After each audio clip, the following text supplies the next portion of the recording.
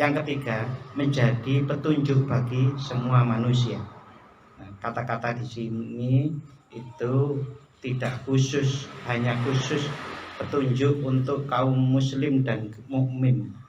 Jadi Ka'bah itu tidak khusus petunjuk bagi muslim dan mukmin saja, bagi orang-orang non muslim yang berpikir.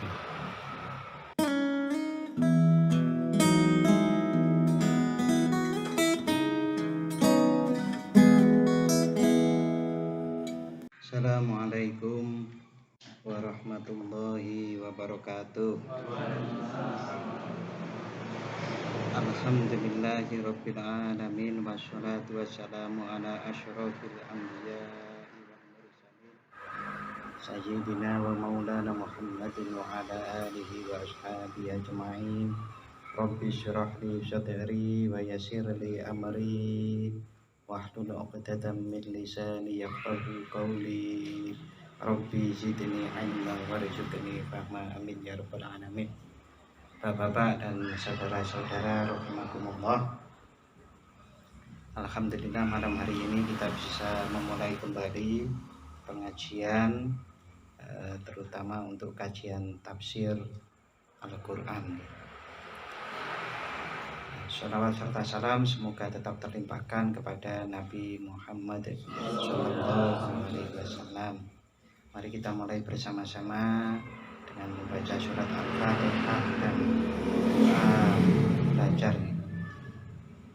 Al-Fatihah. A'udzu billahi minasy syaithanir rajim.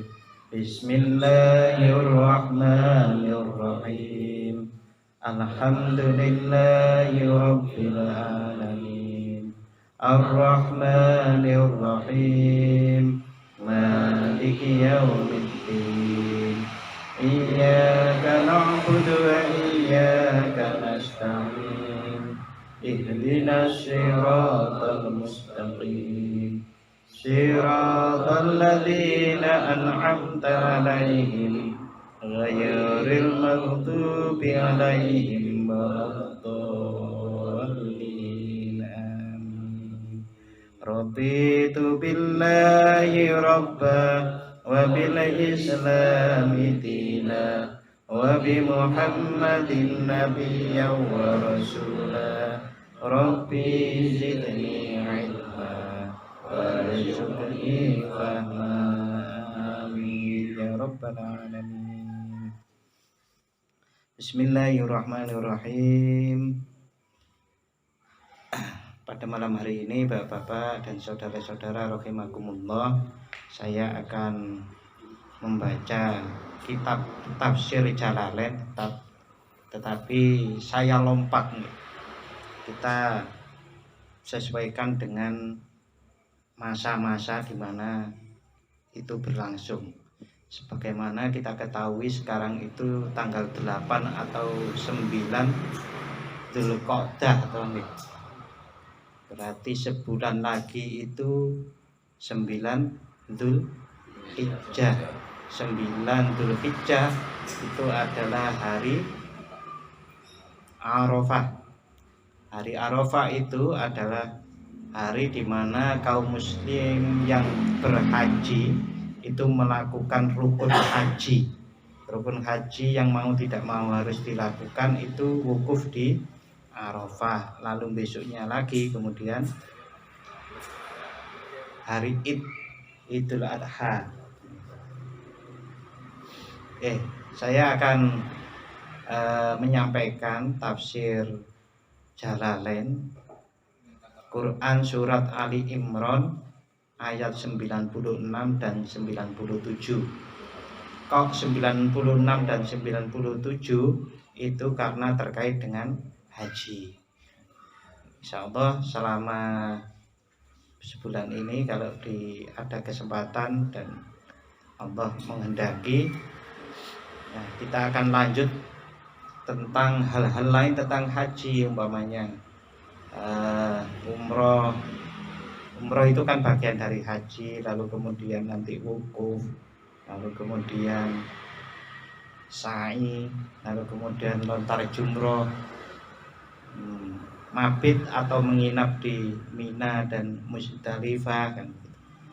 Lalu nanti berpindah ke Madinah. Madinah itu ada sholat arba'in, lalu ziarah Rasulullah SAW. Oke, nanti kita pelan-pelan sehingga kita bisa memahami lebih banyak, mungkin juga lebih mendalam. Mudah-mudahan seperti itu ya. Lebih banyak dan lebih mendalam tentang haji. A'udzu billahi minasyaitonir rajim. Bismillahirrahmanirrahim. Inna awwala baitin wudi'a lin-nasi lalladzi bi Bakkata mubarakan wa hudan lil alamin. Inna awwala baitin, sesungguhnya rumah yang mula-mula, yang pertama, wudi'a lin-nasi, yang dibangun untuk manusia, lalladzi bi Bakkata mubaraka, ialah Baitullah yang di Bakkah atau Mekah, mubarakah yang diberkahi, wa hudan lil alamin, dan menjadi petunjuk bagi semua manusia. Oke, ini ada beberapa hal yang menarik di sini. Yang pertama itu adalah Baitullah, Ka'bah itu adalah bangunan yang pertama yang dibangun untuk peribadatan bagi manusia. Yang kedua, yang diberkahi. Yang ketiga, menjadi petunjuk bagi semua manusia. Nah, kata-kata di sini itu tidak khusus, hanya khusus petunjuk untuk kaum muslim dan mukmin. Jadi Ka'bah itu tidak khusus petunjuk bagi muslim dan mukmin saja, bagi orang-orang non-muslim yang berpikir. Ini tafsirnya Quran surat Ali Imran ayat 96. Wa nazala, lan turun ayat ini, lamma qalu, tatkala kaum musyrikin itu berkata, kaum musyrik itu berkata, qiblatana qablu qiblatikum, kiblatku itu adalah sebelum kiblat kalian wahai kaum muslim. Jadi orang-orang musyrik itu, orang Yahudi Nasrani, kiblatnya itu kan Masjidil Aqsa. Nah, kemudian umat muslim itu kiblatnya adalah Masjidil Haram. Nah, Bapak, mereka itu komen, orang-orang Yahudi dan Nasrani itu komen, kiblatmu itu luwih tuwa. Kiblatku itu luwih tuwa dari kiblatmu. Nah, lalu kemudian turunlah ayat ini. Inna awwala baitin, sesungguhnya rumah yang mula-mula, yang paling pertama dibangun, muta'abbadan, ini tafsirnya, muta'abbadan, untuk tempat ibadah, linnasi, bagi manusia, fil ardi, di muka bumi, lalladzi bi Bakkata, ialah yang terdapat di Bakkah atau Mekah. Ini dijelaskan tentang tafsir Jalalain bil ba'i. Mekah niku kalau disebut di Al-Qur'an niku bi Bakkata, atau juga disebut Mekah. Ini ahli tafsir menyebut Mekah. Lugotan fi Makkata, yaitu secara bahasa di Mekah. Sumiyat bidzalika, mengapa kok dinamakan dengan Mekah? Li'annaha, karena Bakkah atau Mekah itu tabuku a'naqil jababiro, yaitu mematahkan leher orang-orang yang durhaka dan aniaya. Aitadukkuha. Jadi Mekah itu kok namanya Mekah karena orang-orang yang aniaya itu akan dipatahkan lehernya di Mekah. Banahul malaikah, siapa yang membangun Ka'bah? Yang membangun Ka'bah itu malaikat. qablu khalqi Adam, sebelum diciptakan Nabi Adam. Nah, Nabi Ibrahim kali Nabi Ismail niku kan yang bangun Ka'bah sanes. Niku yang memperbarui. Jadi karena di muka bumi bangunan pertama itu Ka'bah, selama masa sebelum Nabi Adam diciptakan itu sudah ada niku tertimbun gitu. Lalu pada masa Nabi Ibrahim dan Nabi Ismail kemudian ditinggikan pondasinya. Nah, niku di Al-Qur'an ada. Nabi Ismail dan Nabi Ibrahim lah yang meninggikan itu. Wa wudi'a ba'dahu al-Aqsa. Lalu kemudian dibangunlah sesudah itu Masjidil Aqsa. Nah, tadi ini kan mengapa ayat ini turun? Karena kaum Yahudi itu mengatakan, oh masjid kiblatku Masjidil Aqsa itu lebih tua. Nah, dibantah bahwa bangunan yang pertama kali, bahkan yang pertama sebelum ada bangunan apapun itu adalah Ka'bah, yang membangun malaikat. Wa bainahuma arba'una sanatan. Jarak antara dibangunnya Ka'bah dengan Masjidil Aqsa itu arba'una sanatan, 40 tahun. Kama fi hadis sahihhain. Hal ini disebutkan di dalam hadis yang diriwayatkan oleh Imam Bukhari dan Imam Muslim. Jadi kalau disebut hadis as-sahihhain, dua sahih, itu maksudnya adalah sahih Muslim dan sahih Bukhari, yang sampai sekarang masih kita gunakan dengan sangat pegang erat-erat nih Al-Qur'an dan hadis. Hadisnya itu yang sahih itu diantaranya ada di kitab Sahih Bukhari dan Sahih Muslim. Di dalam hadis yang lain, wa fi hadisin, dan di dalam hadis yang lain, annahu awwala ma dhahara ala wajhil ma'i. Ka'bahlah, annahu Ka'bahlah, sesuatu yang pertama kali yang muncul di muka bumi inda khalqis samawati wal ard, saat diciptakan langit dan bumi. Saat penciptaan langit dan bumi itu Ka'bahlah yang pertama yang muncul, dhahara ala wajhil ma'i, yang muncul pertama kali di muka bumi. Jubdatan baydoa, di permukaan air. Jubatan berupa buih yang putih. Jadi sebagaimana beberapa teori ilmu pengetahuan saat ini ya Bapak, itu kan disebutkan bahwa memang proses terjadinya bumi, bahkan alam semesta itu adalah awalnya air yang berputar terus menerus gitu ya. Nah, yang muncul pertama kali dari putaran air itu adalah Ka'bah itu, di atas buih yang putih. Min tahtihi, muncul nih min tahti, dari bawahnya. Mubarakan, yang diberi berkah.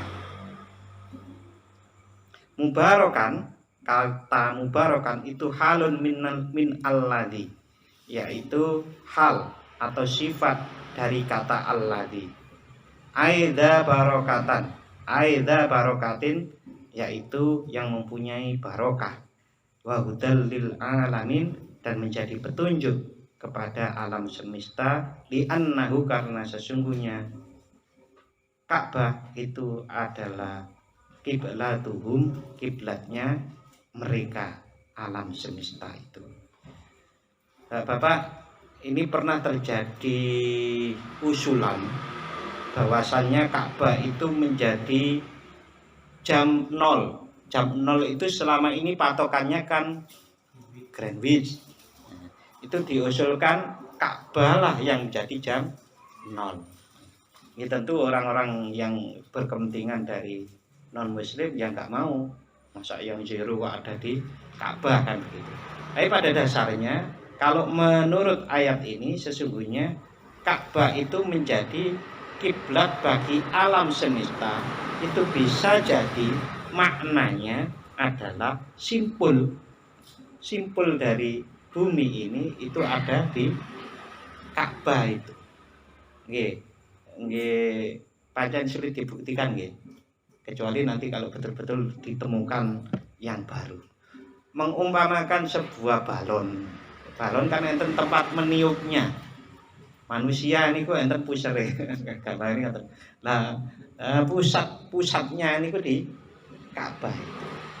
Bahkan ini kebenarannya saya tidak seberapa tahu, tapi ini berkembang. Neil Armstrong yang pertama kali ke bulan itu sama temennya, saya temennya nggak kenal, nggak tahu namanya. Dua-duanya sih nggak kenal, nggak tahu. Neil Armstrong itu setelah sampai di bulan itu kan mengamati bumi atau di angkasa lah itu, mengamati bumi. Ternyata di seluruh bumi ini gelap. Yang terang itu nggih di Mekah itu. Nah, logikanya kalau itu masalahnya adalah lampu, bukankah banyak lampu yang lain yang juga gemerlapan di dunia ini selain di Mekah? Kota-kota besar itu kan juga gemerlapan. Tapi mengapa yang kelihatan bercahaya itu hanya Mekah? Nah, ada juga yang mengatakan bahwa di atas Ka'bah itulah kalau diukur dengan gelombang energi, maka ada energi yang sangat kuat yang seakan-akan itu ada talinya. Ada tali, seperti ada tali.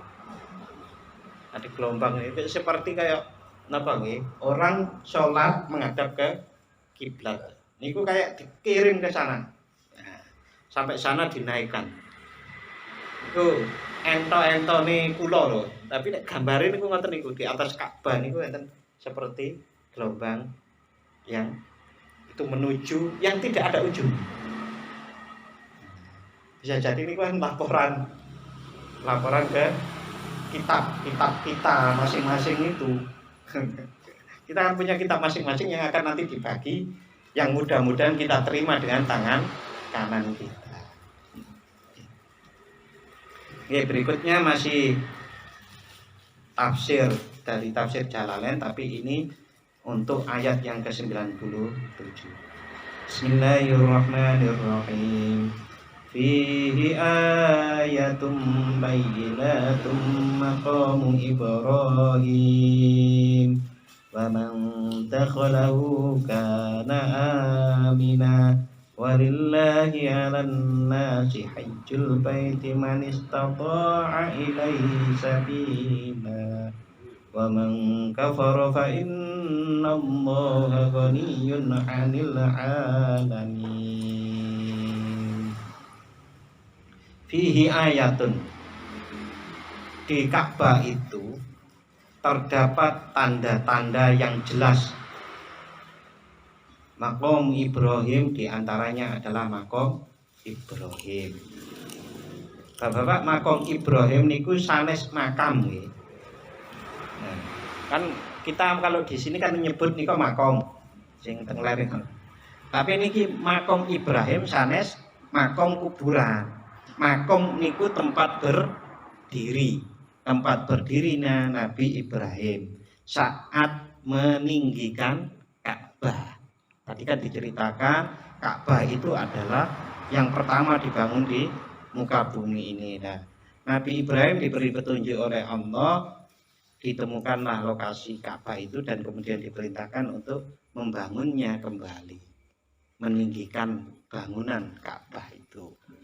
Nah, logisnya kalau kita niku bangun kan butuh tangga atau biasanya kalau tinggi. Nah, kalau itu tidak pakai tangga, tapi kayak pakai batu. Nah, ulama ada yang menjelaskan batu niku ditumpuk setunggal ngeten, terus dipanci, terus kayak tukang niku kan ngeten. Nah, ini tambah dhuwur, niki ditambah watune. Ditambah watune. Nah, yang paling atas itu tercetak kakinya Nabi Ibrahim. Mungkin jenengan cari di Google nih. Makom Ibrahim niku sangat cetha.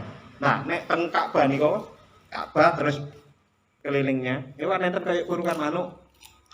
Semerep nggih, ingat nggih. Nah, kurungan manuk niku kurungane makom Ibrahim niku. Nah, makom Ibrahim dah. Ka'bah nang kono kok makom Ibrahim nang kono. Mestine kalau bangun kan dekat ngoten nggih. Nah, sejarawan itu mencatat bahwa yang memindahkan itu adalah pada masa sahabat Umar kalau tidak salah. Kalau tidak sahabat Umar, Umar bin Abdul Aziz. Nah, itu ben mboten ganggu tawafe niku lho, digeser. Wong patu kan. Geser kayak kurungan. Nah, kurungan ini jangan teko Mas napa mboten. Nah, satu yang di antara tanda-tanda yang jelas di antaranya makom Ibrahim itu adalah cetakan kaki ini, cetakan kaki ini kan tidak sebiasanya ada orang berdiri di atas batu dan mencetak kaki. Itu jarang-jarang bisa dilihat seperti itu. Nah, itu adalah tanda yang sangat jelas sampai sekarang jelas. 2 kaki ngoten niku. Nah, Indonesia kathah ya. Enten pundi ngoten enten cap tangan ngoten teng Indonesia. Di Jawa terutama. Iku kemungkinan tenan cap tangan, cap kaki niku kemungkinan tenan napa? Orang niku memang kalau kekuatan tenaga dalamnya niku besar niku kok watu. Mesti mawon saged diremes ngoten. Ibaratnya ngoten. Jadi apa yang ada di film niku tidak mung di film, Pak. Enten jane. Cuma kita sebagai orang-orang sekarang niku mboten melihat langsung toh. Karena apa? Kekuatan itu sudah dipindahkan jadi alat-alat, menjadi senjata sehingga orang sekarang tidak banyak belajar itu. Tapi enten niku.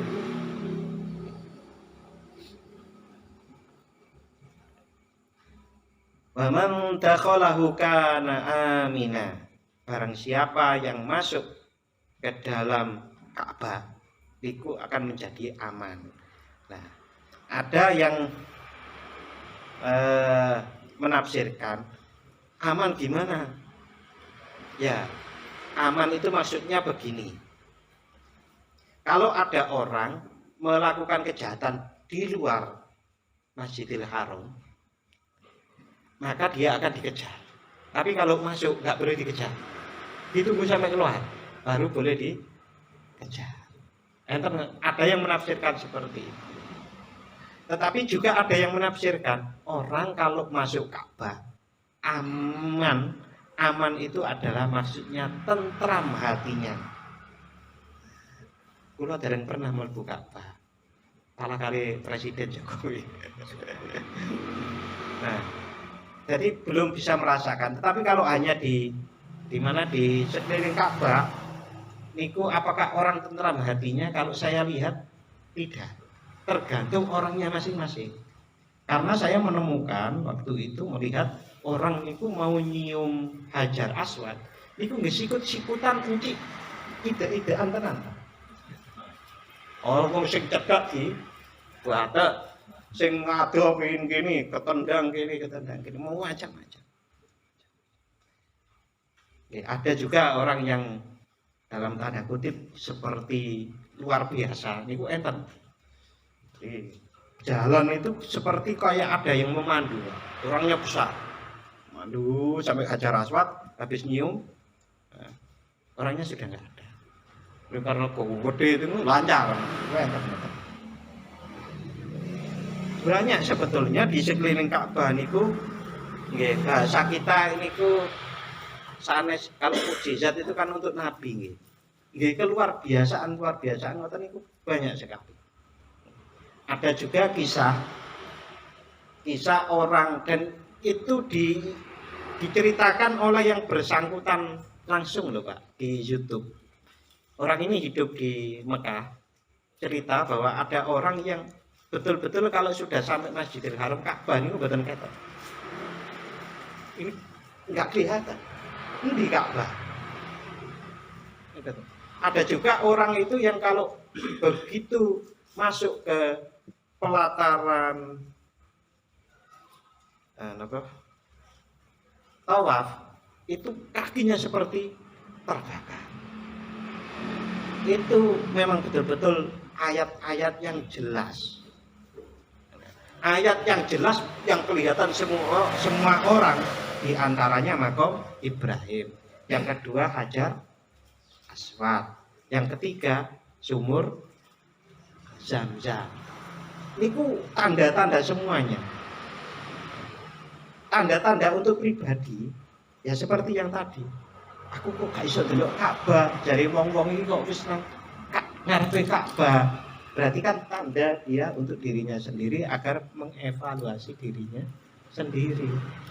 Kesalahannya di mana? Orang sud ratusan ribu, mungkin jutaan nih. 1.500.000 sampai 1.200.000 ngoten. Sebelum pandemi. Itu tumpuk blok di situ aja bisa kok dia sendiri yang nggak bisa, itu kan berarti kesalahan ada di situ. Walillahi 'alan nasi hajjul baiti man istata'a ilaihi sabila. Mengerjakan haji adalah kewajiban manusia terhadap Allah, yaitu bagi orang yang sanggup mengadakan perjalanan ke Baitullah. Wa man kafara fa innallaha ghaniyyun 'anil 'alamin. Barang siapa mengingkari kewajiban haji, maka sesungguhnya Allah Maha Kaya atau tidak memerlukan sesuatu dari semesta alam. Niki tafsir Jalalainnya. Fihi ayatum bayyinat. Padanya, pada Ka'bah itu terdapat tanda-tanda yang nyata. Minha maqamu Ibrahim.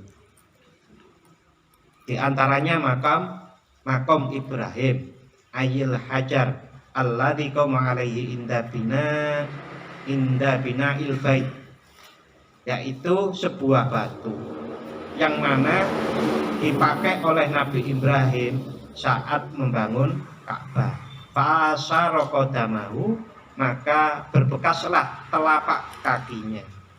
Fihi, di batu tersebut, wa baqiya ilal an, dan langgeng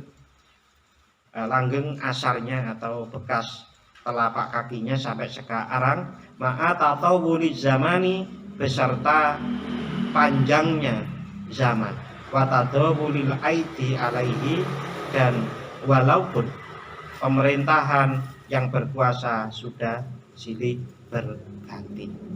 Sampai sekarang ada masa telah panjang dilalui, pemerintahan telah silih berganti, tetapi makam Ibrahim itu tetap ada.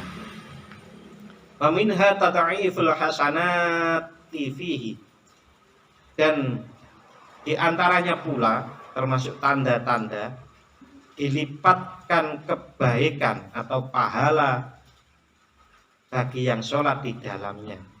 Wa anna tayra, dan sesungguhnya burung la ya'luhu, tidak bisa terbang di atas Ka'bah. Ini tafsir nggih. Tafsir. Nah, penafsir ini dari zaman Ka'bah terus sampai zaman beliau menulis tafsir ini, tidak ada burung yang lewat di atas Ka'bah. Padahal burung di sekeliling Masjidil Haram, burung doro, Pak. Nek ngene mriki doro sing abu-abu niku. Nek nggen kula di tempat saya itu nyebutnya doro pos. Itu banyak. Bahkan orang itu sering beli makanan itu dan untuk makan itu. Nah, dan itu sejak dulu. Kok nggak ada yang lewat di atasnya? Kalau menurut saya secara alami, gitu, tadi itu Pak, ada energi tadi itu. Energi yang ke atas itu. Otomatis burung secara alami kalau mau mendekat situ, ya terhalang atau nggak kuat. Nek ceritane wong berbah kan terus Masjid Purbayan niku. Nek niku kula mboten ngertos, tapi entah mitos atau bener saya nggak tahu. Nek enten nggih wedale niku Masjid Purbayan niku. Nah, sing dimakamaken Purbaya kan. Lah nggih. Nggih sing bener pundi? Wedale, Masjid Sultani, napa Masjid Purbayan. Nah, niku Kalau orang-orang yang tanahnya sempat diambil oleh pembangunan itu dan kemudian rodo mangkel kan bilang begini, iki kula katut cerita ngene iki. Enten pesawat sing kapan niku rubuh niku gara-gara lewat teng dhuwure makam. Kapok. Ngoten niku malahan. Lah kok kapok? Biyen tanahku katut ora ono ganti rugine kok ngono niku. Nah, mestinya yang paling tahu malah orang-orang sini nggih, tapi saya pernah dengar itu. Tanahku itu ora oleh ganti rugi biyen niku. Oke. Wa man takhalahu kana amina. Ya, tadi sudah saya jelaskan bahwasanya orang yang masuk ke Ka'bah itu aman. La yata'arradu ilaihi biqitlin, yang artinya bebas dari ancaman pembunuhan, audulmin maupun penganiayaan au ghairi dzalik atau selain itu. Walillahi 'alan nasi hajjul bait, dan mengerjakan haji di Baitullah adalah kewajiban manusia terhadap Allah. Wajibun artinya wajib. Bikasril haq, dengan mengkasroh haknya. Bacanya kalau kita kan haji loh, haji. Nah ini kalau ayatnya itu bikasril ha'i dengan kasroh haknya haji. Wa fathaha, tetapi juga boleh di fathahkan. Lughatani fi masdari hajjah, yang artinya qasoda. Ada yang membaca hajjah dengan makna menyengaja. Berikutnya masih dari tafsir Jalalain. Wa yubdalu minan nas, lalu menjadi badal dari kata annas. Yang jadi badal dari kitab An-Nas. Man istata'a. Ini badale An-Nas. Ini ilmu nahwu nggih. Man istata'a, barang siapa yang mampu ilaihi, untuk menuju ke Ka'bah, sabilan, yang barang siapa yang mampu menuju ke Ka'bah, jalannya, maksudnya kalau ahli tafsir ditafsirkan tidak hanya jalan thoriqon, jalan bizzat warrohilah, maksudnya bekalnya juga ada, kendaraannya juga ada, tidak ada ancaman di jalan. Fassarahu, Rasulullah Shallallahu Alaihi Wasallam menafsirkan man istata'a ilaihi sabila itu dengan bizzat warrohilah, yaitu ada sangune, ada bekalnya, dan ada kendaraannya. Rawahu al-Hakim. Sebagaimana hadis yang tadi itu adalah diriwayatkan oleh al-Hakim. Rawahu al-Hakim wa ghairuhu. Wa man kafaro, dan barang siapa mengingkari kewajiban haji, billahi au bima faradahu minal hajj, barang siapa yang mengingkari Allah maupun apa yang difardukan oleh Allah, termasuk diantaranya haji, fa innallaha, maka sesungguhnya Allah ghaniyun, maha kaya anil alamin, tidak maha kaya anil alamin, artinya tidak membutuhkan alam semesta termasuk manusia. Di sini ditafsiri al-insi wal jinni wal malaikati wa an ibadatihim, yaitu Allah tidak membutuhkan jin, tidak membutuhkan manusia, tidak membutuhkan malaikat, baik itu personnya maupun ibadahnya. Nah, ghaniyun, kaya niku, Bapak, aslinya, makna aslinya adalah tidak membutuhkan. Kalau ada orang kaya semakin butuh, niku semakin seperti meminum air laut, semakin diminum banyak semakin pingin minum lagi, berarti kekayaan, sifat kayanya gugur, karena sesungguhnya sifat kaya itu adalah tidak membutuhkan, wis cukup. Berarti wong Jawa apa toh? Ya ini kok upara cukup niku kan wong Jawa sejak dulu niku. Niki keterangan tentang makom Ibrahim sudah. Lalu hukum berhaji. Hukum berhaji niku hukum awalnya, hukum aslinya itu fardu ain. Fardu ain itu adalah setiap muslim itu wajib ketika dia itu muslim, balik, berakal, merdeka, dan mampu. Tapi berarti kalau nggak mampu, berarti kefarduannya gugur. Kalau tidak merdeka, umpamanya kalau masih ada budak, maka dia juga gugur, tidak wajib, tidak fardu ain. Gila, nah juga terutama. Cacilik niku dereng kewajiban. Nah, hukum yang kedua itu fardu kifayah. Fardu kifayah niku seumpami kayak kemarin terjadi pandemi seperti itu. Sebetulnya fardu kifayah satu atau dua orang cukup untuk tetap ada yang haji. Karena kalau tidak ada haji sama sekali itu tidak boleh. Nah, ini satu, dua atau tiga orang itu cukup mewakili kita yang tidak bisa berangkat karena termasuk diantaranya karena pandemi. Jadi fardu kifayah itu haji itu fardu kifayah terterapkan atau terimplementasikan saat pandemi.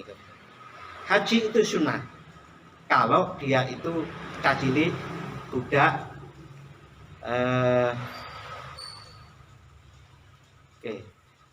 Haji juga sunnah bagi orang yang berdomisili 89 km lebih dari Mekah. Tapi mungkin sekarang malah dilarang ya. Karena kalau pas haji niku kan penuh. Jadi kebiasaan orang-orang Mekah niku Bapak-bapak gini, pas musim haji niku banyak malah yang keluar dari Mekah, memberi kesempatan orang-orang yang dari luar. Itu sejak terjadinya haji niku meluber. Haji niku penuh. Niku diantaranya karena Islam berkembang sangat besar. Tapi haji niku makruh. Kok ada orang tetap memaksa berangkat haji, itu malah makruh. Kenapa? Karena umpamanya diberitakan sekarang itu ada perang. Nah, tapi bukan yang Ukraina dan Rusia, tetapi perang itu yang bisa mengancam keselamatan jiwa orang yang berangkat haji. Umpamanya terjadi perang itu jalurnya itu jalur pesawat yang dilalui untuk berangkat haji. Maka memaksa diri untuk tetap berangkat itu malah makruh. Karena orang harus mendahulukan keselamatan jiwa. Umpamanya perangnya itu terjadi di daerah yang dilewati gini dan perangnya ini ada rudal gitu kan. Jadi mengkhawatirkan tentu. Nah, kalau dulu memang berat Pak haji niku 4 bulan terus. Oleh karena itu banyak sekali orang Indonesia yang kalau haji niku lebih baik sekalian mondok. Jadi bertahun-tahun. Karena biayanya mahal, waktu perjalanannya lama. Terus perjalanannya niku 4 bulan mboten salah niku. Numpak kapal, pindah numpak unta, kan mboten to. Nah, di sana biasanya setahun, 2 tahun, bahkan ada yang puluhan tahun. Termasuk diantaranya Mbah Dalhar niku Muntilan.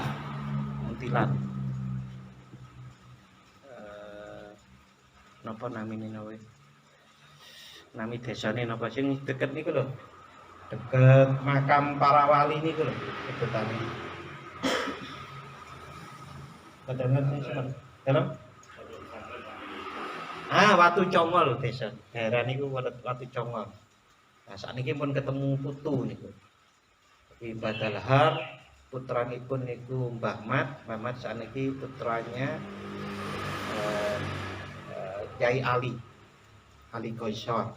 Lah Mbah Dalhar niku 15 tahun nek boten salah. Berangkat hajinya niku nemani saya lupa, masih kerabat keraton Jogja kalau tidak salah. Nah, itu keraton Jogja yang dimelangi napa pripun ngoten. Berangkat haji lah. yang diderekaken niku pulang, beliau tetap di sana sampai 15-an tahun. Dia pulang ke rumah niku sekaligus pun sinau 15 tahun dari mriku. Nah, ngoten niku. Haji niku makruh kalau terancam perjalanan. Tapi haji niku bisa haram kalau memaksa tetap seperti itu. Seperti hajinya perempuan yang pergi tanpa disertai mahramnya. Jadi kalau enten wong putri nggak ada mahram, tetap maksa berangkat. Itu haram haji ini, Pak. Mboten jadi ibadah malah jadi dosa. Nah, bagaimana kalau orang-orang Indonesia? Nah, niku mahramnya sampun diserahkan ke negara.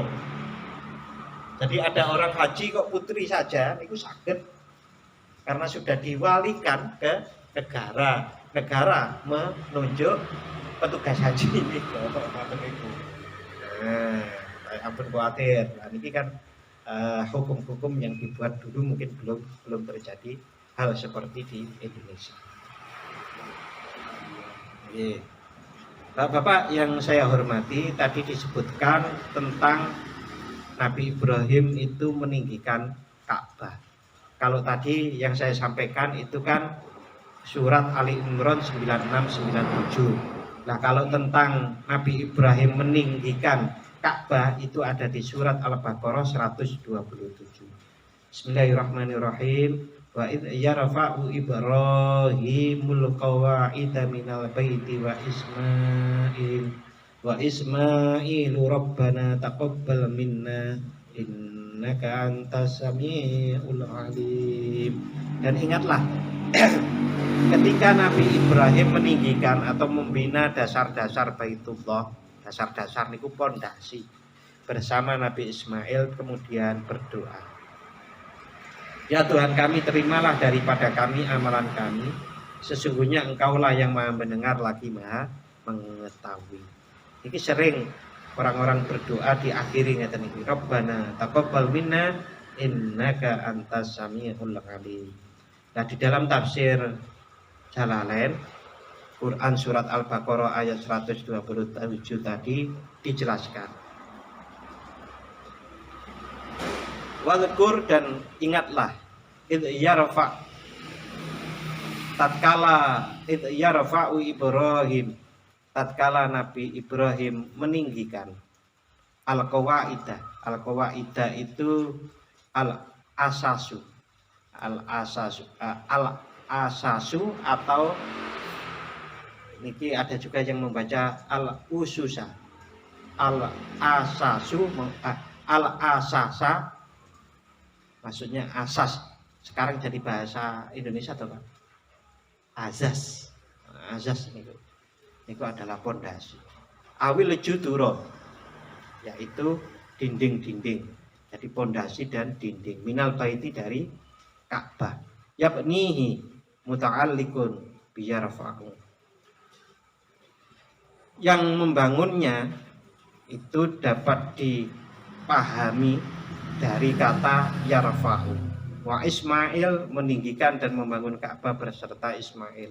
Utifa ala Ibrahim yakulani. Yaitu utifa yang diatofkan kepada kata Ibrahim. Yakulani, keduanya berkata, Rabbana taqabbal minna, ya Allah terimalah dari kami bina'ana, pembangunan kami ini.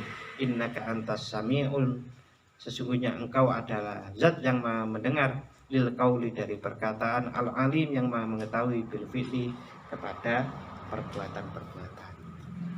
Wallahu a'lam. Insyaallah kita sambung minggu depan atau minggu-minggu berikutnya. Untuk malam hari ini mari kita akhiri dengan membaca doa. Bismillahirrahmanirrahim.